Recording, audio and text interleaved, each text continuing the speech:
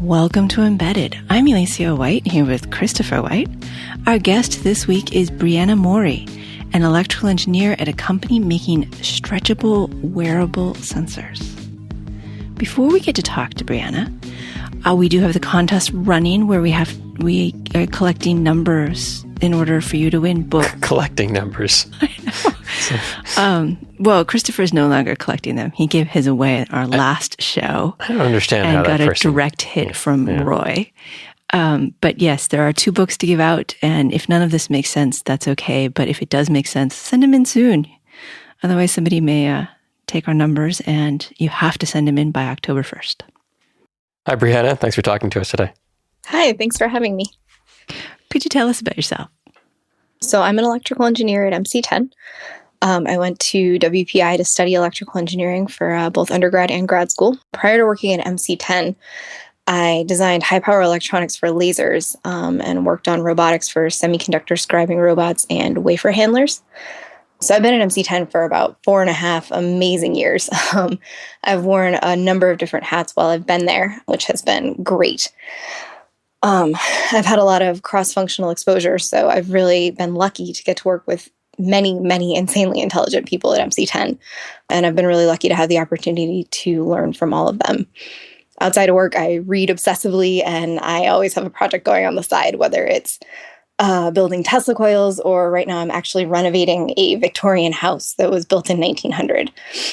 So it's been a really exciting challenge trying to retain the character of the house, especially of the woodwork and that kind of thing. So I'm always looking for kind of a challenge, technical or not. And I've been really lucky to find a lot of that at MC10. And you're restoring the house purely as a place to put the Tesla coil, right? You know, that has come up in conversation. I would love to add some more Tesla coils to my collection. And but the house has really been the biggest challenge I think I've ever undertaken personally outside of work. I like that it's going to be thematically correct for the Tesla coil. Right, that's what Absolutely. I meant. Yeah. Actually, outside of the Tesla coils, one of my prized possessions is a 1935 Atwater Kent radio. It's got like variable capacitors that let you tune the channels, and it's an actual, old piece, so it fits perfectly into the house. All right, now I have so many more questions than I did, but I feel like we should talk about this whole stretchable wearable electronics, and then we can get back to lasers and Tesla coils and so many things. But even before we do that, we do this thing called Lightning Round, where we ask you short questions and we want you to answer with short answers. And then if we're behaving, we don't ask why or... We say we want you to answer with short answers. Yes, well... Don't mean it. Christopher, why don't you start? Okay, favorite particle, subatomic or otherwise? Electrons, of course. Yeah, I guess. Favorite processor? Ooh, I don't know if I have a favorite processor. Electrical engineers, they don't really care. Yeah, I just feel like it really depends on what you're doing. So I'm not sure if I have one in particular. If I'm doing something simple, right? I kind of cut my teeth on picks, but... But that's nobody's favorite. No, that's true. I don't know about that. Yes. See, I don't know if I actually have a favorite one. Sorry. Least favorite planet or moon? Ooh. Or moon? Least favorite planet. Probably. Oh man, I don't know. I like them all. These are hard questions. You're the first person who hasn't had a strong opinion on a least favorite planet. I know. I guess I'll have to go with Neptune because I feel like for gas giants, Jupiter's probably cooler. Or I'd rather, I've read more about Uranus, but I think Neptune's just kind of far out there. It's not Pluto, which, there's been great debate about whether it's a planet or not. I guess technically no, but so yeah, Neptune, least favorite planet. I'm glad we came to a resolution on that one. That's an important question. Favorite fictional robot? I'm not sure if it technically qualifies, but I would have to say Fido from Neil Stephenson's Snow Crash. Oh, yeah. Good choice, yeah. Really, I have to ask this? No. What kind of flux do you prefer? Like magnetic or like see, that's there we go. I think the question was intended to be solder flux. Yeah. Yeah. Okay. Do you have a preferred solder flux? I like rosin flux the best. I actually really love the kind of solder that comes with the flux on the inside already. It's cheating, but yeah. Yeah, it's completely cheating. And I was definitely disappointed when we went to like lead-free flux because the stuff with the real lead in it definitely flows better, but can't use it anymore. What is most important to your job? A pen, soldering iron, or a keyboard? Keyboard, definitely. What science fiction technology or concept do you think will become real in our lifetime? And I have to say that isn't already real because... I don't know if I could pick something in particular, but I think the way that when someone gets hurt in a sci-fi show, they have the wand that instantly cures them, or I think that would be the coolest one. And I think that healthcare is one of the places that we're making the greatest strides right now. So I can't predict specifically what will get better, but I think disease prevention and treatment and also the way that we deal with trauma are the places that I would look for the biggest impact. What's the best book you've read in the last 3 months? It's called Too Like the Lightning, and it's a futuristic political thriller sort of thing where basically the thing that's changed the world the most is having these cars that are a little bit like Uber that can circumnavigate the globe in 4 hours. And so it starts to sort of break down geographical nations into nations that are sort of more ideologically similar. And so it's sort of about how that changes the world and how people in the world interact with each other and with technology. That sounds cool. Yeah. It was really awesome. Final question. This is a difficult question, so be prepared. Should we bring back the woolly mammoth? Ooh, I think yes. I think that there's a lot we could learn from bringing back the woolly mammoth. And especially from a biological standpoint, I think the more knowledge we have, the better off we are. And I think that the things that we've learned from that would probably outweigh the risks for me. But I also think I probably shouldn't be the only person allowed to weigh in on that decision. I wonder how long it would be between bringing back the woolly mammoth and McDonald's coming out with the McMammoth burger. I give them 3 months. Oh, yeah, that wouldn't be long. Okay, so I got connected to you because Chris Sveck, one of our listeners and one of our co-contributors on the blog, pointed out the L'Oreal UV patch. And this is something you stick on, they keep showing it on hands, and it tells you when you've had too much sun. And your company, MC10, makes that or designed that, right? That's correct. So we, it was in a partnership with L'Oreal or La Roche-Posay. And so we developed sort of the technology behind it. But essentially the My UV patch looks like a temporary tattoo, and it is often shown worn on the hand, although you can, like most of our technology, you can place it anywhere on your body. But what's really cool about it is how thin it is. It's less than 50 microns thick. But the fact that, you can actually make electronics that are that thin is really one of the revolutionary things about MC10 technology. So that is very, very thin. I mean, I kept hearing it say, I kept seeing sites that said it was the width of a human hair, but that's not always the best measure to me. 50 microns is better. You like abstract numbers rather than comparing to physical objects? Yep. As scientists, we definitely prefer numbers to sort of vague descriptions. So 50 microns, there you go. So it has a UV sensitive dye, which I have seen in other things. And yet it also has an NFC thing. How does this actually talk to my phone, and why does it talk to my phone? So basically, it talks to your phone using near field communication. So it's inductive 13.56 megahertz transmission.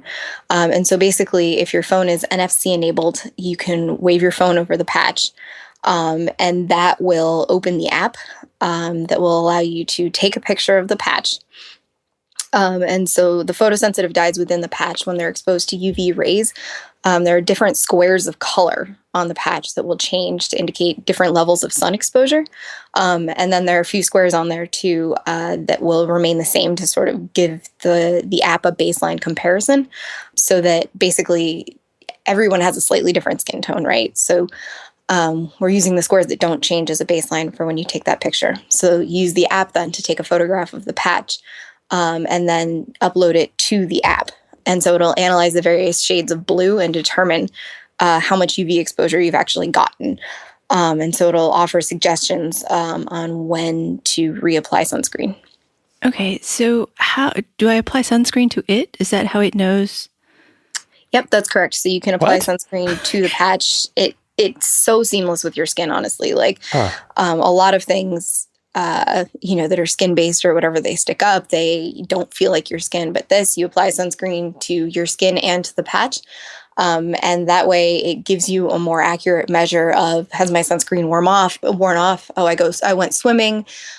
So, maybe it washed away. And then when you're actually looking at the patch and you're using the app to sort of identify the amount of UV exposure you've gotten, it's more accurate because it has the same amount of sunscreen that your skin does. And when it's wearing off your skin, it's also wearing off the patch. See, that's really cool. All the UV sensors I've been wanting and been thinking about building myself, none of them took into account that I always wear sunscreen. And so I knew that even if I made a little hat clip thing, I was going to have to, balance how much sunscreen I had and when it was and do all that calculation myself. But putting the sunscreen on the sensor is better. Absolutely. And it really does make a difference. You can be out in the sun all day, but if you have a much higher SPF than someone who doesn't, you may be in more or less trouble depending on what you're wearing. As someone who is red-haired and fair-skinned, yeah, there's always sunscreen. Yes. Okay, so it doesn't sound like I actually need the NFC in the camera. I can just look at the blue and decide for myself, right? So the app itself is much more sensitive than you just sort of looking at it. And it can give you a much more objective, sort of mathematically calculated answer to how much sunscreen do I need, or do I need to apply more sunscreen? So like you were saying before with 50 microns versus, it's about the thickness of a human hair, sort of knowing exactly where you are and, taking the guesswork out of it, I think is really beneficial. You said it was like a fake tattoo. One of the things that is nice about fake tattoos versus stickers is that the tattoos are sort of stretchy, not super stretchy, but a little stretchy. And it feels more like skin than a paper that doesn't have any give. Are these really, do they have give? So they are absolutely stretchable. One of the most incredible things I think about MC10's technology is that our patches really do stretch with your skin. And so it makes it much more conformal. It makes it less noticeable. In some of the tests that we've been running, when you put these things on people and then, if you put 4 of them on a person just to test something and you ask for them back and they only give you 3, people don't notice that they're wearing these things. They really do stretch with your skin. So how is that possible with electronics? I'm barely used to flex circuits, which are super annoying to use, but at least they turn and shift. They're not solderable, but they turn and shift. How can you also make them springy? So it works a little bit like an accordion. So if you think about an accordion, you can still pull it apart, but none of the parts of it actually stretch. Okay. So obviously metal doesn't really stretch, but we have a proprietary geometry where there are these curves that have been added to the system. So when you pull apart the entire system, it allows it to stretch. I'm still, okay. Yeah. No, that makes sense. It does. It makes sense. It's still cool. Yes. Right. I mean, if you think about a spring, right, it's still made out of metal. Metal doesn't stretch, but a spring does. And so it's sort of a similar concept. But what's great about it is we've made it super thin and super small. So not only is it something that can stretch, but it's something that couples very tightly to your skin. and something that, if you brush your hand over it, you're not going to notice that it's there, but then it still stretches. So if you put it in a place, on your wrist, for instance, where you want to be able to bend your wrist, you'll still be able to do that without noticing it the way that you would some other less stretchable or even less flexible electronics. But, I mean, with flex circuits, both the substrate and the metal are flexible-ish. And you can make them go back and forth. But neither one of them is springy. And I can get, okay, you put the metal down and you put it down in a special way and it's accordion-like and it folds.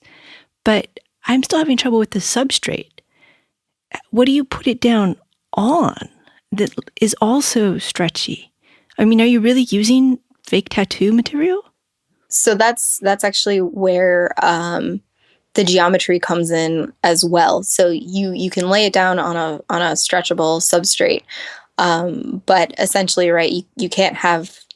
So it depends also on what you mean by substrate, right? Like if you're talking about your adhesive, that's one thing. But if you're talking about your actual sort of what you put the metal down on, like when you're making a flex PCB, right, you have a substrate and that doesn't stretch either.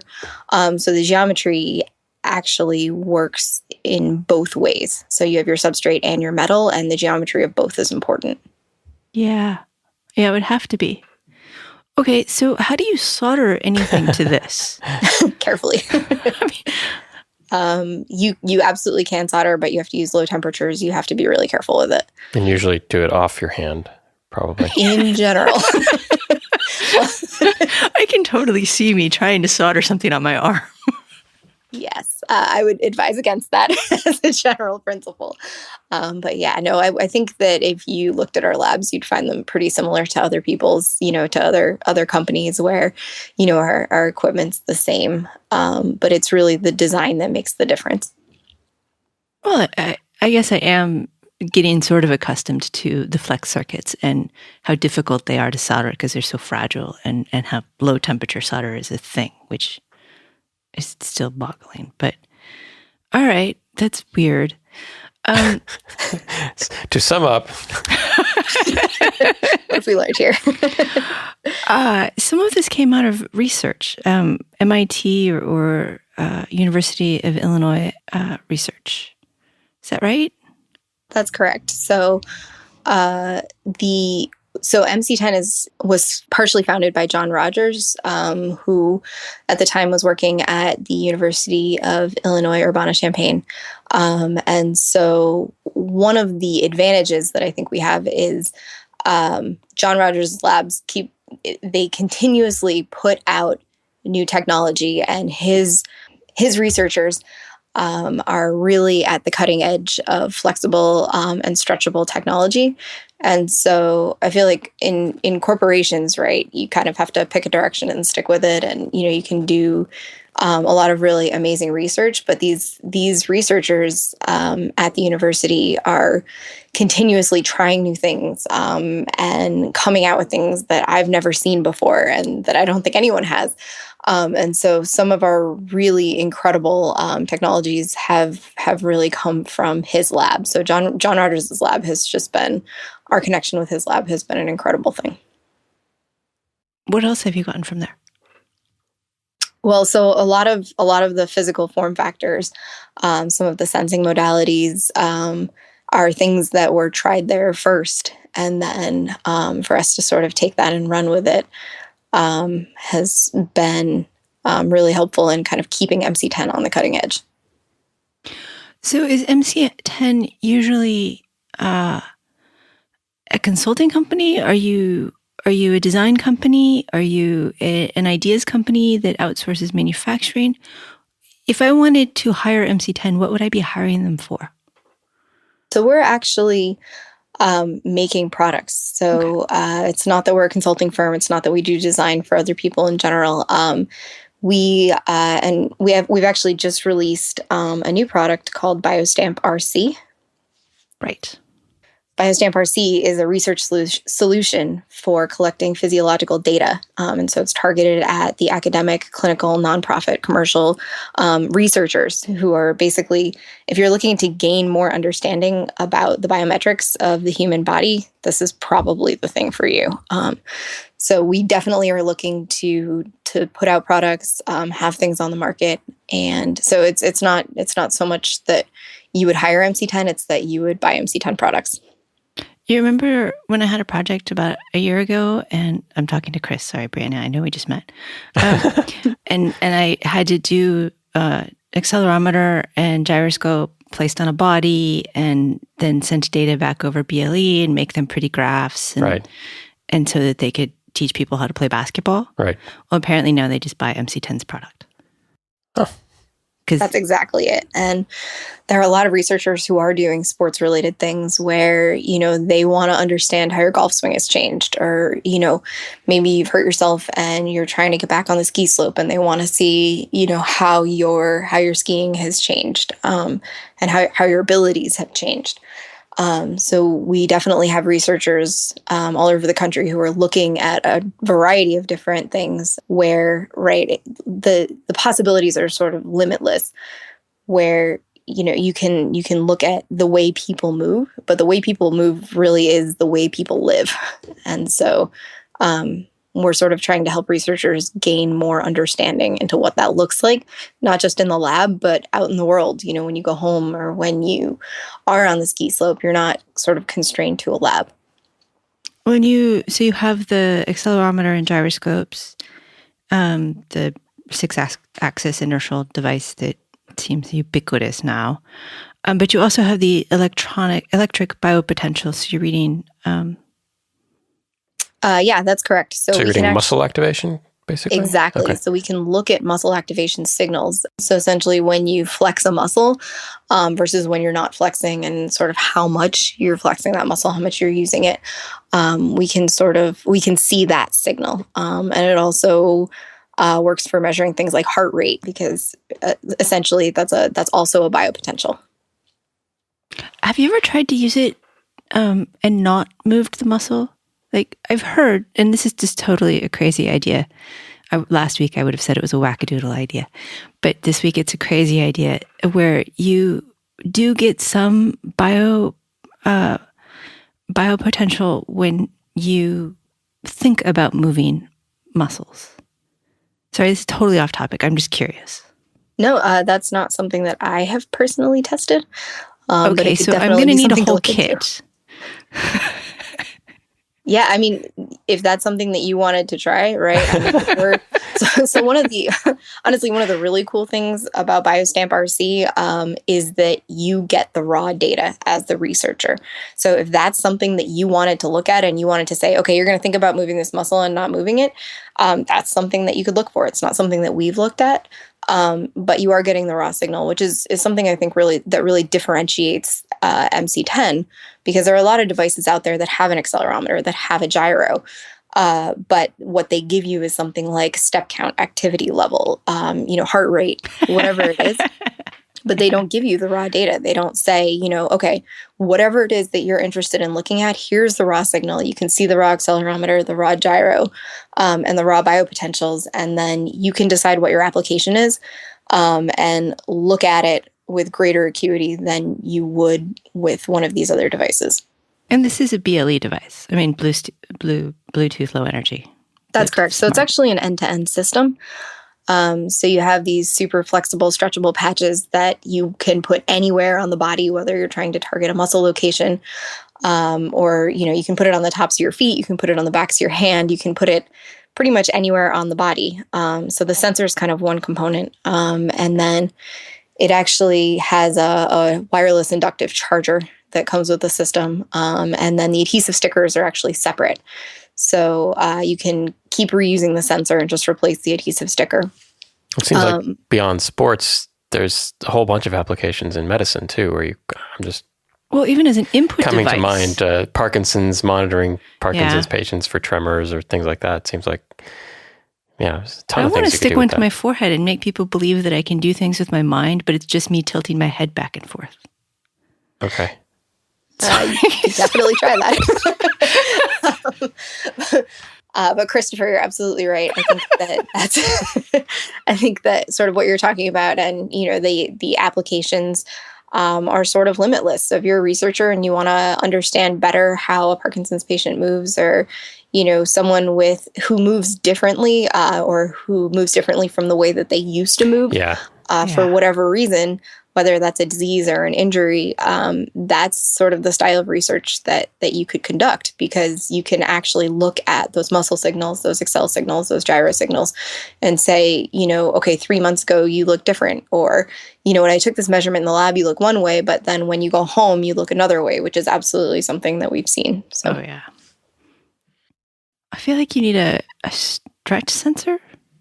A stretch sensor. One of the ones that I was thinking about, we have a family member who was injured recently, and it would be nice to know that he was not breaking the rules about how much he could lift.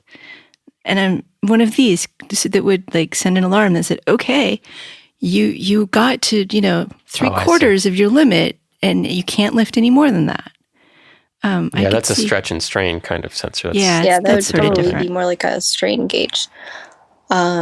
But I mean, it's possible, and so this isn't something that we've tested, but it's possible that you could ascertain that from the muscle signals, or right. Yeah.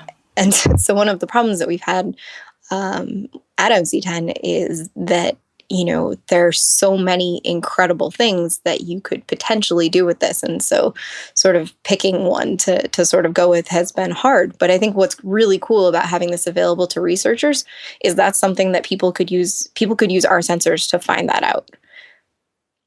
Yeah, it is a huge, broad thing, and you're making a platform more than you're making a final product.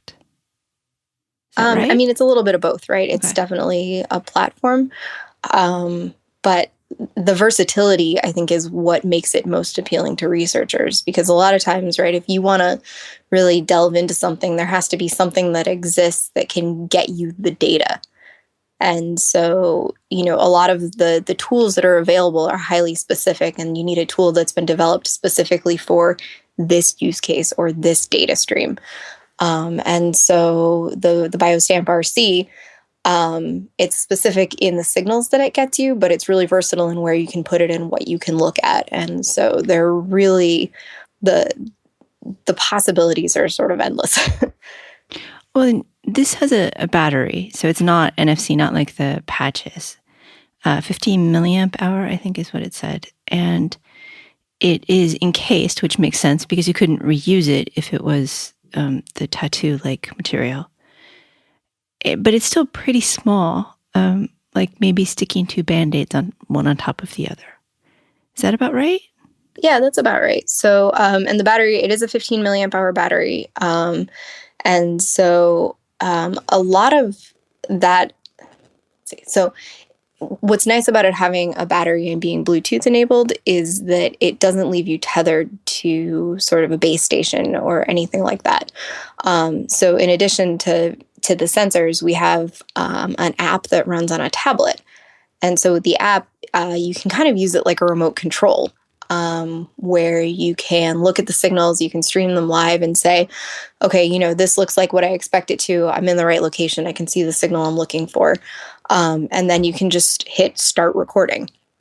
And so once the patch starts recording, you don't need to be anywhere near the tablet. So if you're a researcher, you have your patients in the clinic, you put the patches on them, and then you can set them to whatever mode you want to record in, start recording, and send your test subject home.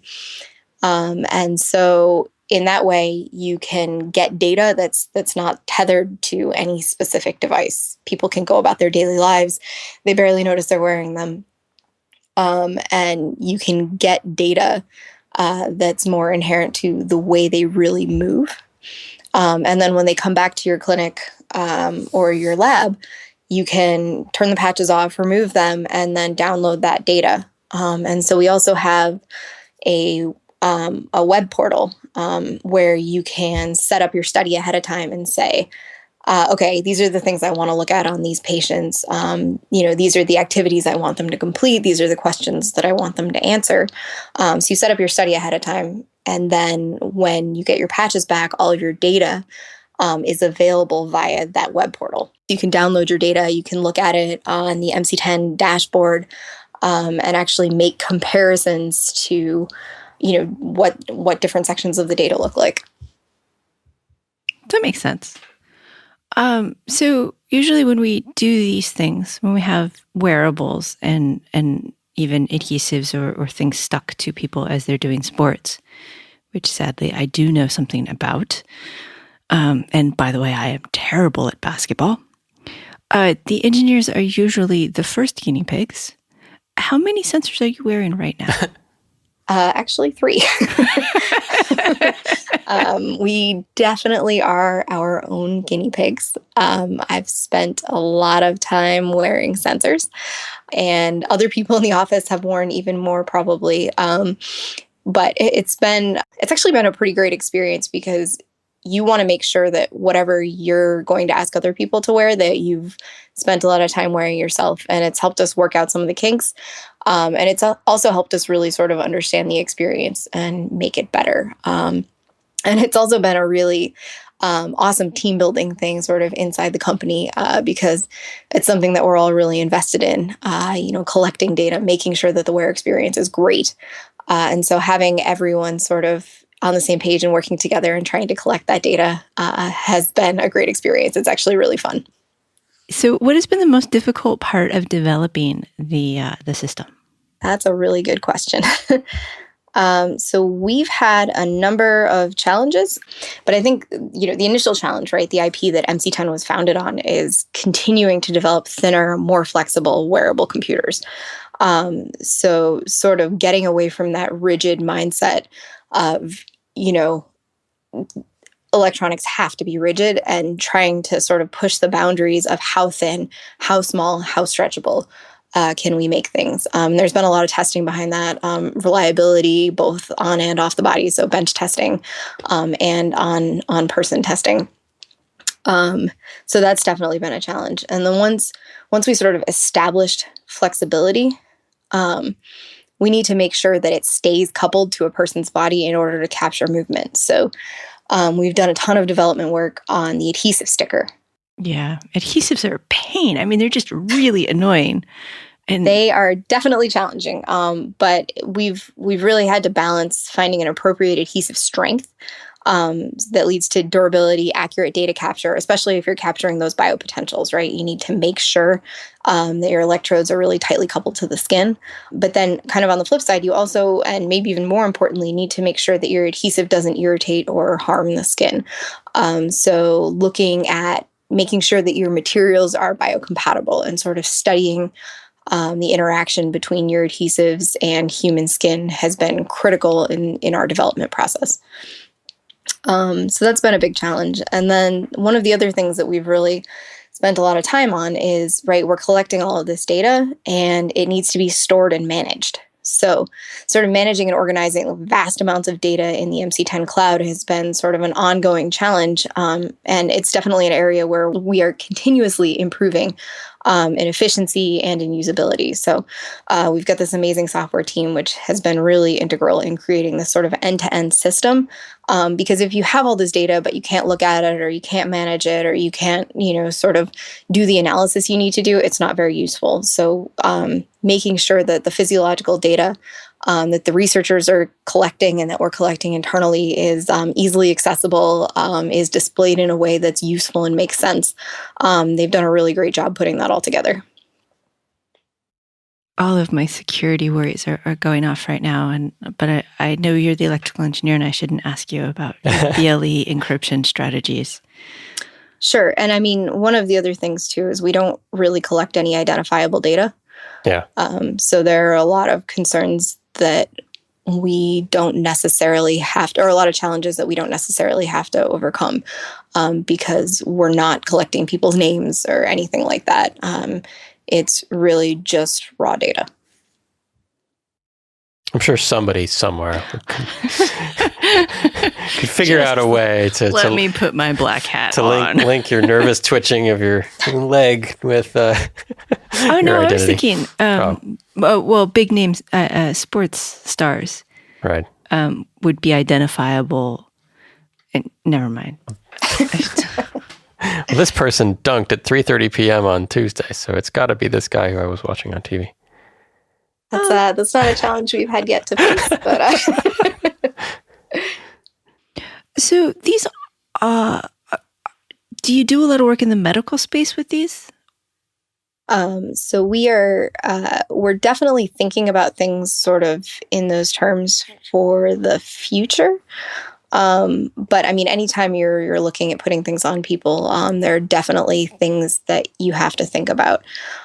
So I think that's actually been one of my favorite things about working at MC10 and sort of in that space where I feel like you have to be more careful and apply more rigor to your processes.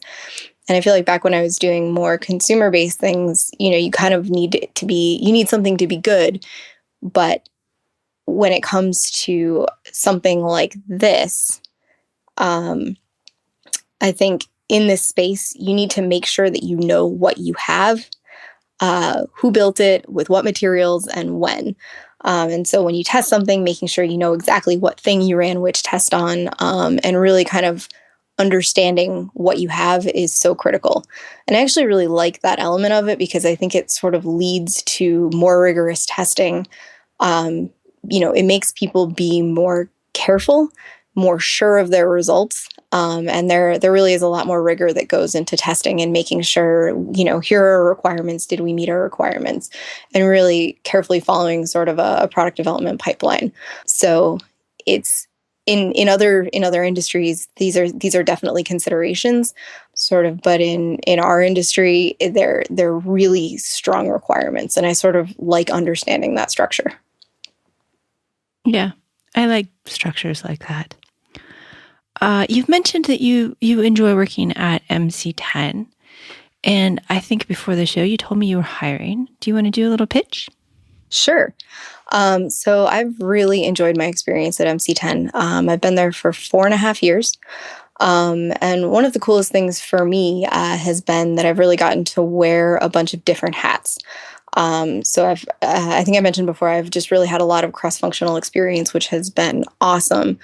But when I started working at MC10, I was doing PCB layouts, sort of helping to define what the platform would look like. I was doing electrical debugging, electrical design, and then sort of, both analog and digital. So there was a lot of sort of design work there. But I've also had this opportunity to work in product development, which has been awesome, doing verification and validation testing, defining requirements, and then also sort of working with partners and outside the company to sort of validate our products. And so I think one of the best things about MC10 is whatever you're interested in, there's a lot of places and a lot of different things that you can get your hands in because we're such a small company. So we're definitely hiring right now. We're looking mostly for software positions, but I think we also have an embedded systems position and an electrical engineering position. So all of our openings are available on our website. It's www.mc10inc.com/careers. And if anyone's interested in sending in a resume, the email address is careers@mc10inc.com. So we'd love to hear from anyone who is interested in a software or electrical engineering position. And MC10 really just has been a wonderful experience for me. So we'd love to have you come in for an interview. And of course, I'll have shown that information in the show notes.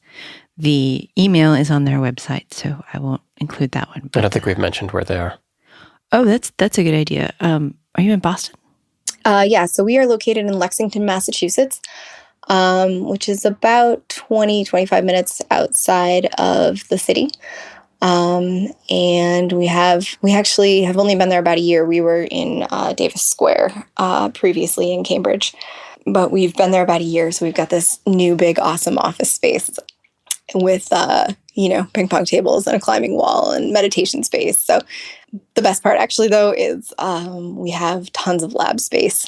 So in our previous office, our lab space was a little small, and so now we can really spread out and try things. And Yeah, I really like the lab space. I agree. I've worked at a couple of startups, and I get pretty annoyed when there's a ping pong table, but the lab is too small. It's like, right? Oh, come on. What are your that's priorities when you just put here? your gear on the ping pong table. That's happened.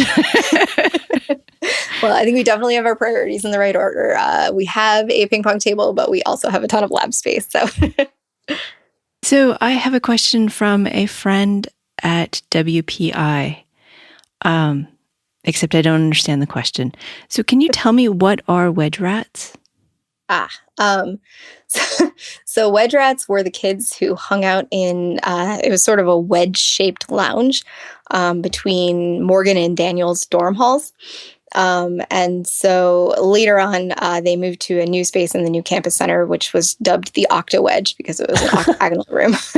But specifically, they were usually the kids who were hanging out there at all hours playing Dungeons and Dragons or Magic the Gathering, or I'm not sure if you're familiar with live action role playing or LARPing. Let's pretend that I'm not.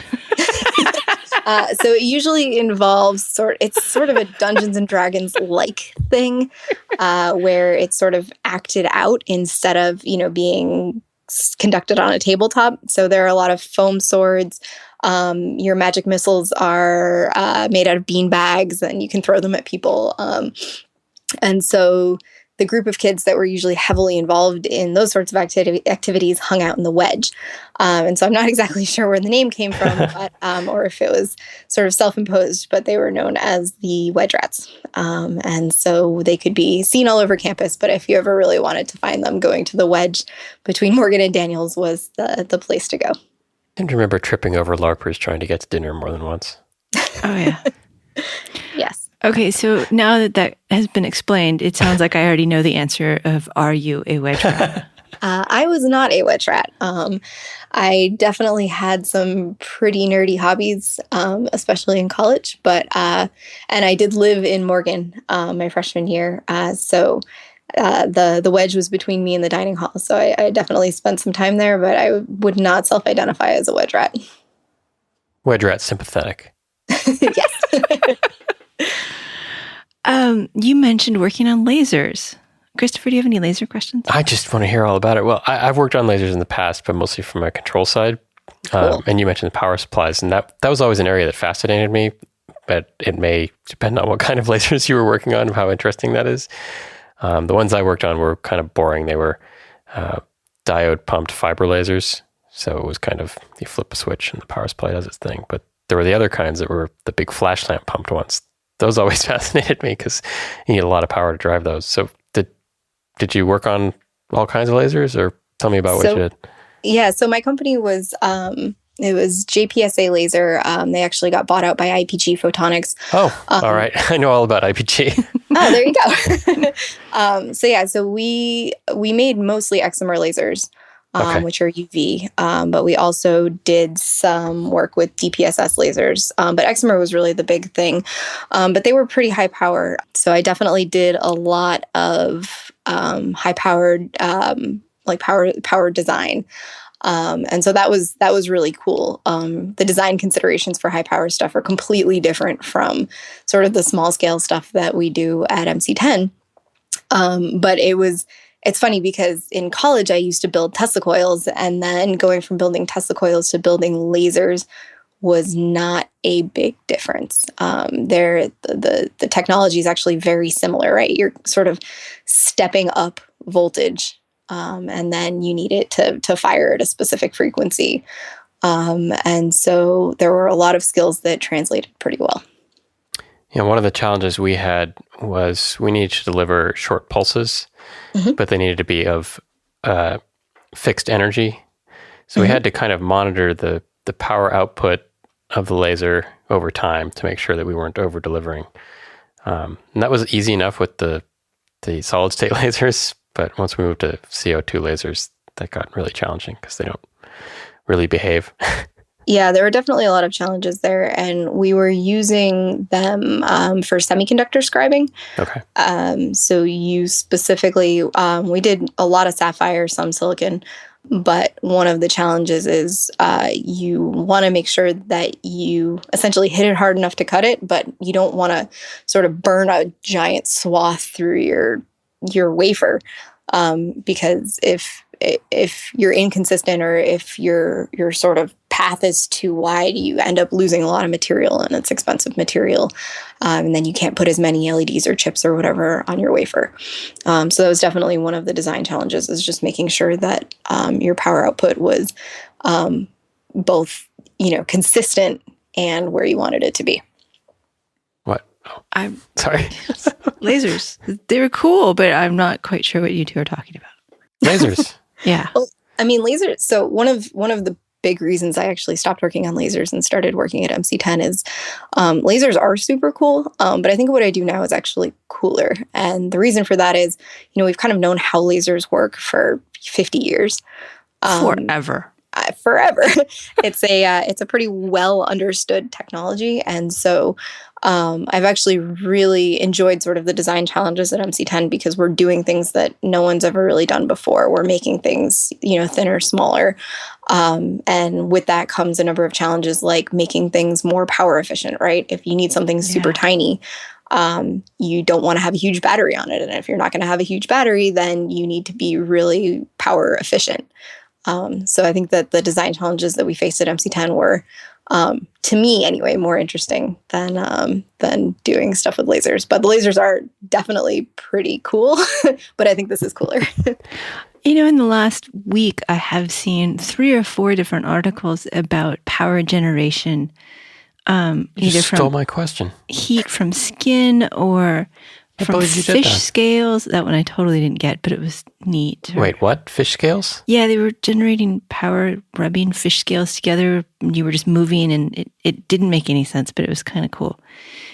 And I can see how if you could get rid of a battery and do even 1/10 of what you can do with a battery, it would be incredibly magical, because then you could be that thin and on the skin. Are you... And I'm realizing as I'm talking, I can't really ask you, are you working on these right now? Because you're not going to be able to say yes. So one thing I can say, right, is that if you look at how NFC works, you can actually make passive electronics that where the NFC device powers them. So there are things like that. Oh, sure. But I probably can't go into any great detail in any other direction. It was the other technologies, the ones that aren't as thoroughly understood as NFC, that they do seem to be coming out often. Are you watching the other technologies? Absolutely. And I think one of the, to go back to your sci-fi question of, what's going to be possible someday, as chips get lower and lower power, and, we're sort of standing on the shoulders of giants when it comes to, how small can you make things? It's like, technology just keeps getting better, and things get more power efficient, and the less power you need, the less power you would need to generate. So I can't really specifically talk about anything that we're doing future leaning at MC10, but I definitely keep an eye on the way that people are able to generate power, and I think it's absolutely fascinating. I mean, even back, 10 years ago, I was looking at Peltier devices, which, essentially allow you to generate electricity from heat differentials. And so, we in college were building devices that... You say Peltier devices, and I think using electricity to separate cold and hot, and you're doing it the other way, which they totally work works. But I'm sorry, I was backwards there. Go ahead. Yeah, no, that's okay. I think one is this, don't quote me on this maybe, but one is, I think, is the Seebeck effect, and the other is the Peltier. And so if you're using a Peltier device, you can, if you have a massive heat differential, you can use that to generate electricity. And so when I was in college, we were actually using Peltier devices just, for fun, for school projects or whatever, to try to see, in what applications do you have major heat differentials? How much power can you generate, and what can you do with it? So I think that's a really cool engineering question that, I think some people are definitely using that the way that you're describing, where you apply electricity and, you can use it for a heat sink or whatever it is that you're trying to heat or cool. We were cooling things. But for generating electricity, I think it's definitely got potential, as do a number of these other technologies that are coming out. I think it's a really cool field. Okay. Speaking of fields, electrical engineering is a discipline that is changing. And it seems to, like, your career has sort of tracked the change, maybe been on the accelerated part, but it used to be mostly analog, and then it became mostly digital. And to some extent, it's about platforms and really shiny new technologies. Do you agree with that? Has it changed for you? Where do you think the discipline is going as a whole? I think it's definitely changing. Electrical engineering is definitely changing. Again, I think one of the best things about that is how strong a foundation we really have to build on, right? It's like, 50 years ago, everyone was kind of doing everything from scratch. And now it's like we sort of have this foundation where the tools are really getting better. So for instance, I've mostly focused in my career on system level design as opposed to IC design. And so the understanding of how things work and what is possible is improving. Chips are getting better, smaller, less power hungry. And that means we have more of an opportunity to make things smaller, better, and really innovate in ways that are very different from what used to be possible. So I think that it's definitely changing. It's definitely getting better. And I also think that having tools like, the MC10 BioStampRC really sort of opens the door to doing a lot of algorithm development and data analysis. And so I think that that's sort of a direction that is very interesting, because when you sort of have all of these things that can collect all of this incredible data, figuring out where to look, or having the opportunity to look at so many different things really sheds a lot of light on all of the important things, like how people move. So it's also been really interesting for me as an electrical engineer, and how different my career has been from what I would have thought had you asked me when I was a student what my career would look like.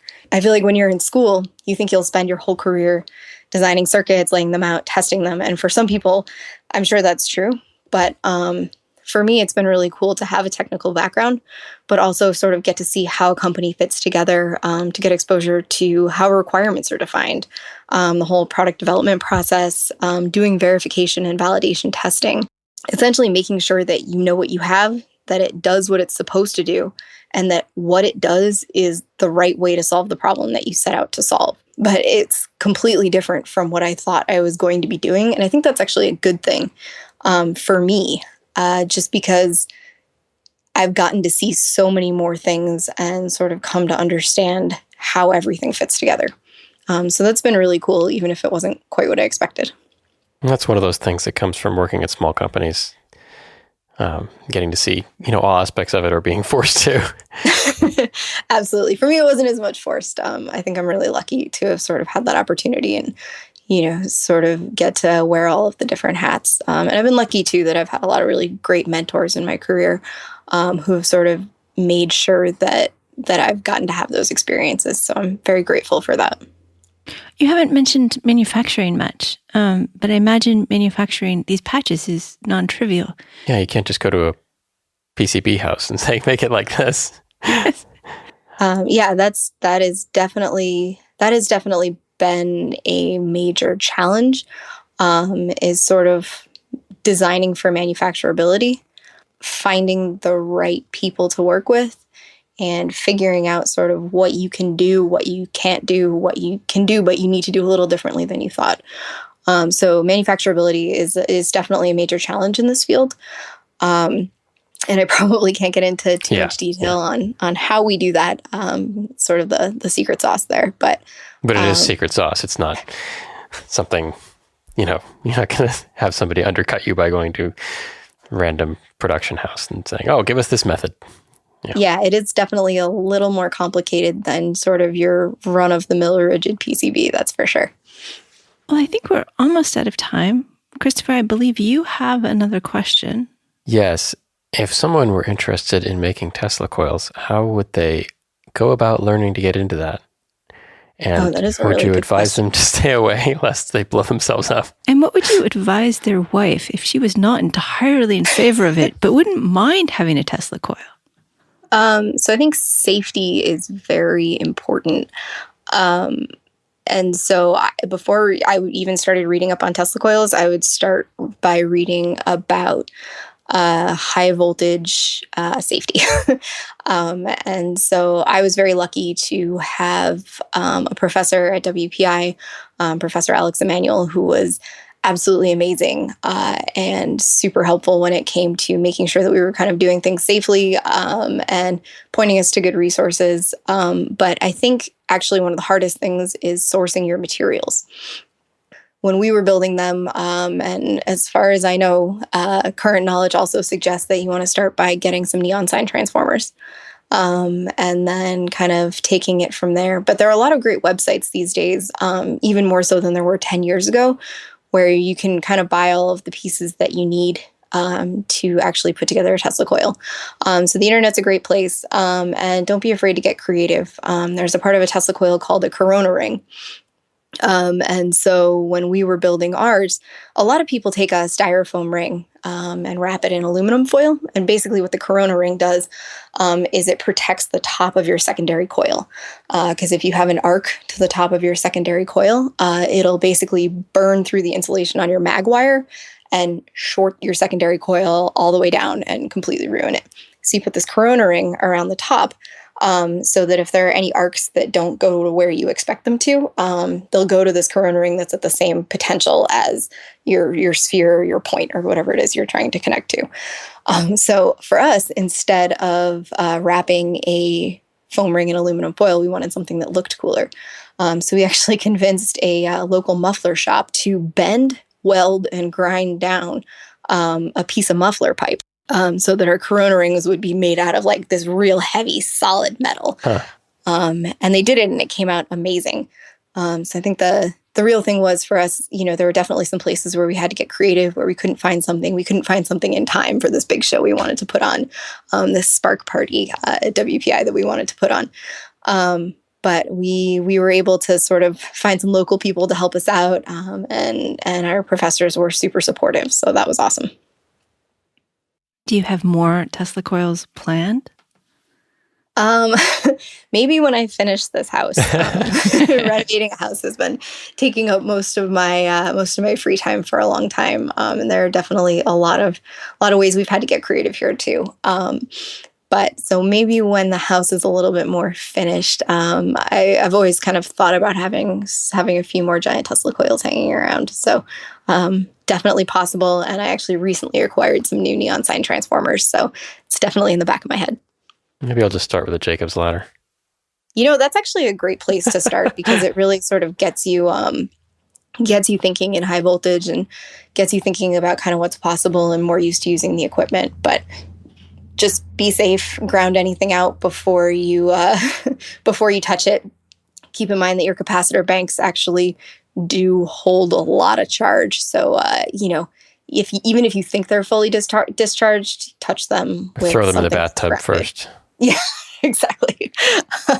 So just make sure that everything's discharged before you touch anything, and just be careful. But I think it's been a really great experience for me. Building Tesla coils has always been one of my favorite pastimes. So I'll just have Igor do it.